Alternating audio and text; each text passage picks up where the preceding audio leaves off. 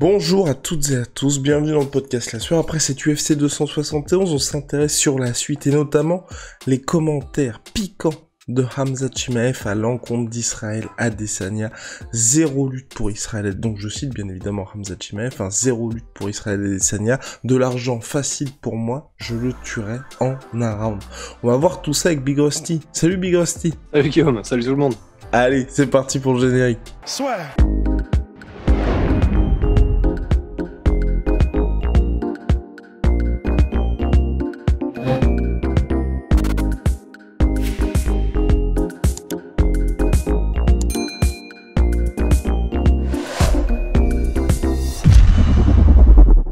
Khamzat Chimaev, qui désormais semble concentré sur la catégorie welterweight, garde un œil sur la catégorie des moins de 84 kilos où il a évolué bien évidemment à l'UFC.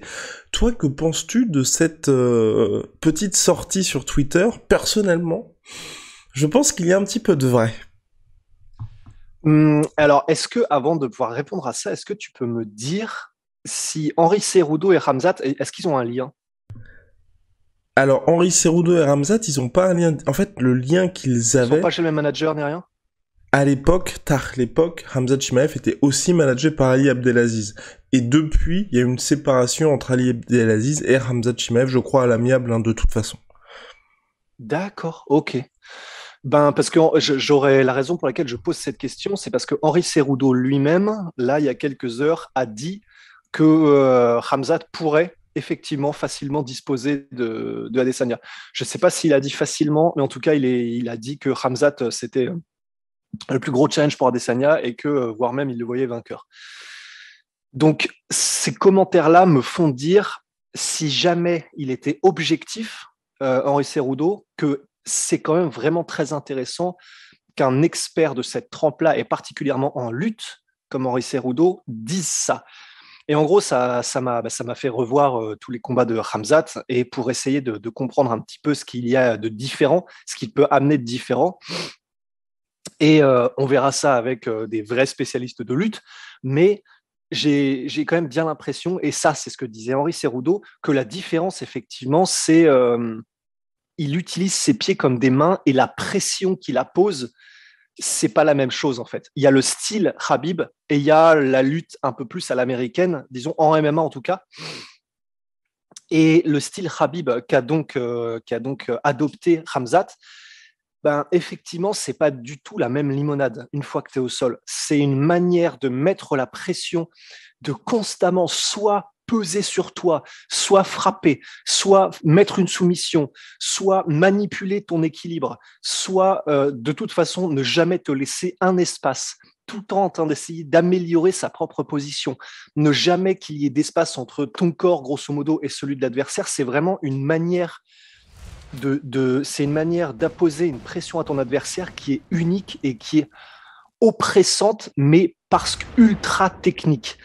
Et je n'ai pas l'impression que c'est effectivement ce type de lutte qu'a employé Robert Whittaker. Il faudra qu'on voit ça avec Chris.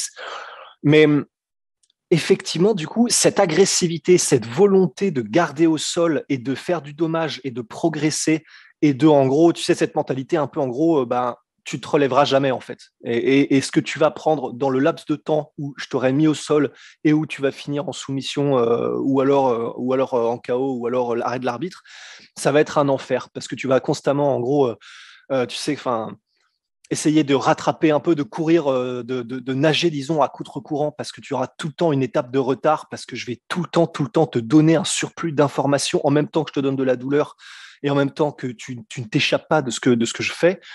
Ce style-là, je serais très curieux, effectivement. Je ne vais pas m'avancer pour dire est-ce que je pense qu'il battrait Adesanya, parce qu'en réalité, il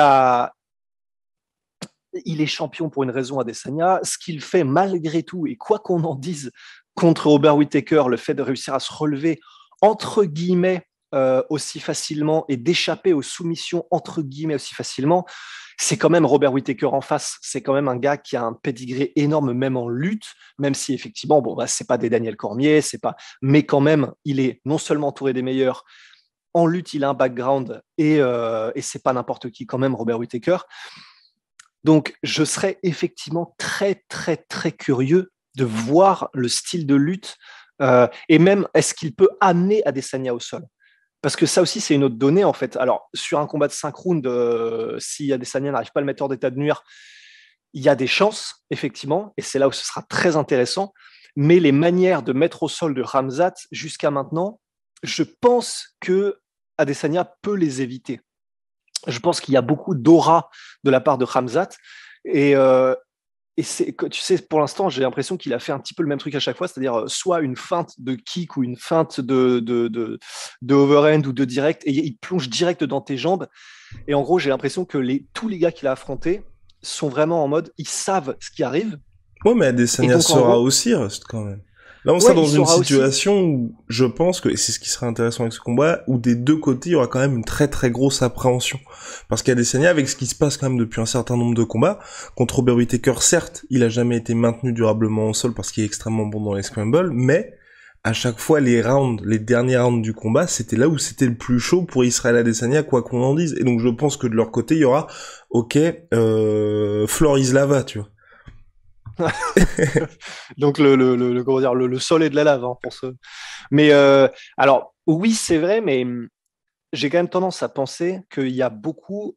Quand tu parles d'appréhension de la part des combattants, bah, je suis complètement d'accord. Il y a une guerre un petit peu psychologique qui s'installe et un petit peu à la manière d'un, je pense, tu sais, toute proportion gardée bien sûr, mais d'un Tyson de 85-86, tu sais, les adversaires savent ce qui arrive et ça installe une tension, ça installe une angoisse et une appréhension qui font que ils sont pas concentrés sur leur game, ils sont concentrés sur juste pitié que j'arrive à arrêter son game à lui en fait. Et même en dehors de Et je, Tyson, ce qui se passait avec Khabib aussi, hein.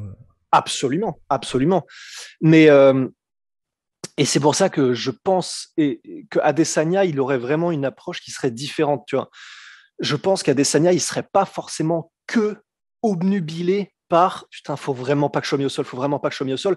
Je pense qu'il aurait une approche un peu plus confiante qui fait qu'il serait un peu plus concentré sur ses armes à lui. Et lorsque il y aura ce premier shoot de Khamzat, bah, je pense que ce que fait Adesanya mieux que quasiment personne à l'UFC, c'est des déplacements latéraux pour éviter des blitz, pour éviter que ce soit des mises au sol ou que ce soit des rushs en striking. Ben, il va savoir ce qui arrive. Les déplacements latéraux seront constants et donc il sera absolument pas une cible immobile, ou en tout cas au début du combat lorsqu'ils seront tous les deux frais. Et il pourra, mais tu sais, vraiment bombarder Khamzat en réussissant peut-être à faire le torero suffisamment longtemps pour peut-être à son tour faire douter Khamzat ou en tout cas lui faire très mal. Donc, ce sera très intéressant parce que c'est ce qu'on dit depuis plusieurs combats déjà. Tu vois qu'en gros, ce qui est intéressant contre Adesanya, c'est d'avoir un lutteur qui veut lutter. On l'a eu avec Robert Whittaker. Peut-être que maintenant, c'est vrai que. Et il a eu du succès. Il a réussi à mettre Adesanya au sol par plusieurs fois. Et Donc, ça, surtout, déjà, c'est quand même. et que ce soit Robert Whittaker et Jan Blachowicz, moi ce que je trouve intéressant avec eux, c'est un lutteur qui veut lutter, mais qui a aussi des armes debout. Et à partir du moment où t'as instauré cette incertitude, bah justement, les blitz en jab un peu explosifs, ils passent aussi un petit peu plus facilement. Donc, il y a toutes ces choses-là que je pense que, même s'il n'y a pas la même sophistication chez Robert Whittaker, chez Khamzat Chimaev, je pense qu'il pourra aussi utiliser quelques armes debout. Ah oui, oui, complètement. Et le fait qu'ils soient en train de s'entraîner à Tiger Muay Thai, tous les feux sont verts et ils le seront.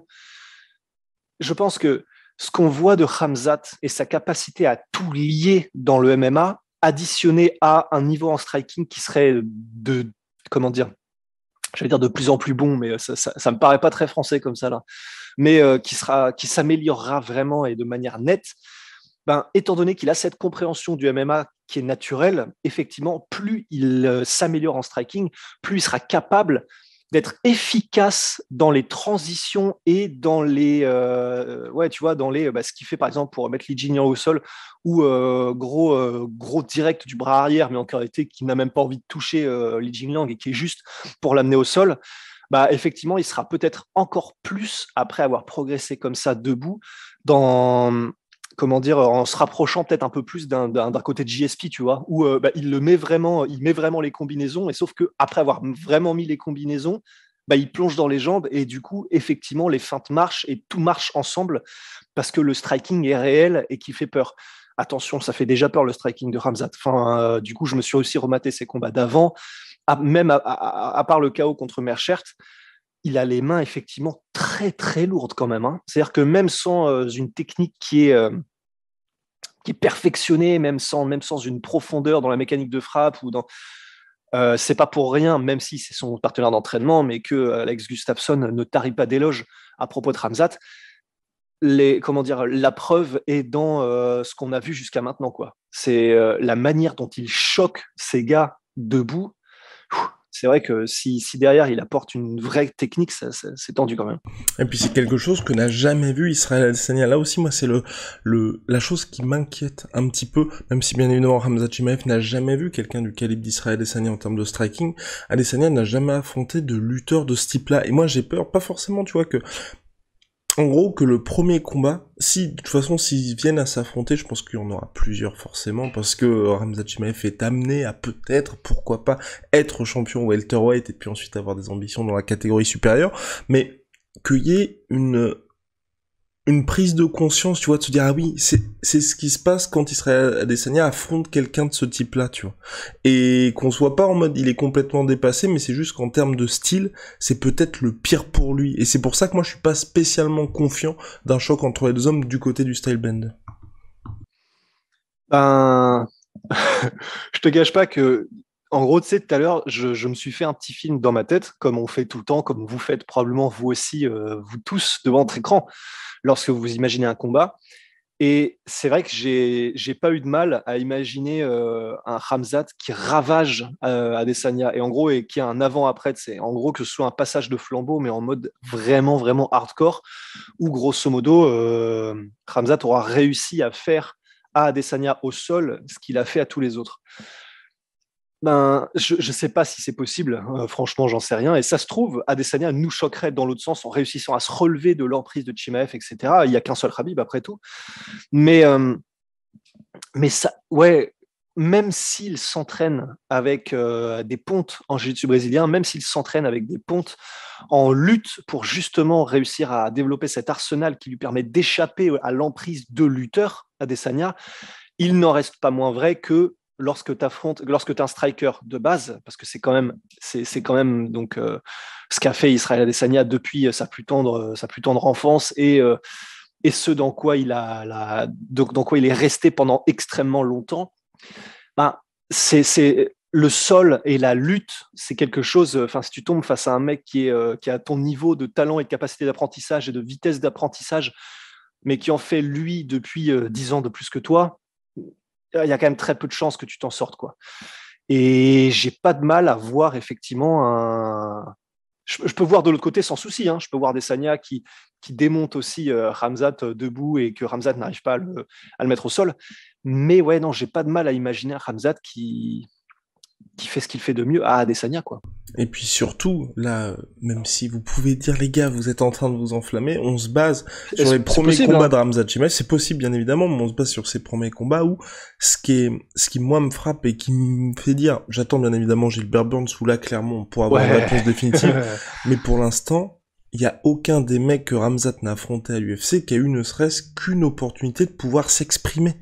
Et ça, c'est ce qui me fait le plus flipper, où à chaque fois on a finalement des non-matchs. D'un côté, on a quelqu'un, si vous découvrez la personne, enfin Li Jingliang, vous ne l'avez jamais vu, vous n'avez pas vu ses combats précédents, clairement vous ne savez rien de ce mec-là, après le combat contre Khamzat Chimaev. Et c'est comme ça pour tous ces combats à l'UFC. Donc tu vois, c'est ce qui aussi me ajoute au côté petite inquiétude, parce que c'est vrai qu'aujourd'hui Israël Adesanya, vous l'avez vu contre Robert Whittaker, il s'impose assez tranquillement, il prend pas énormément de dégâts, mais ça dure quand même 25 minutes. Khamzat Chimaev, on a ce côté train qui est littéralement inarrêtable et peu importe l'adversaire jusqu'à maintenant, c'est pour ça qu'on attend aussi le choc face à Gilbert Burns. Avons-nous fait le tour, Big Rusty?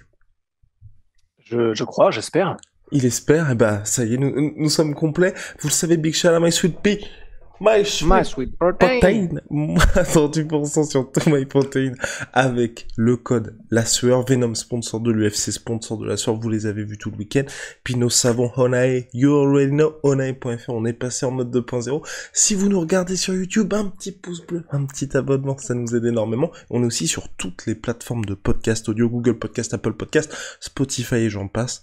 Les 5 étoiles, ça fait toujours plaisir. Et puis voilà, Rust, on se dit à très très vite pour de nouvelles aventures. Avec plaisir. Allez. See you.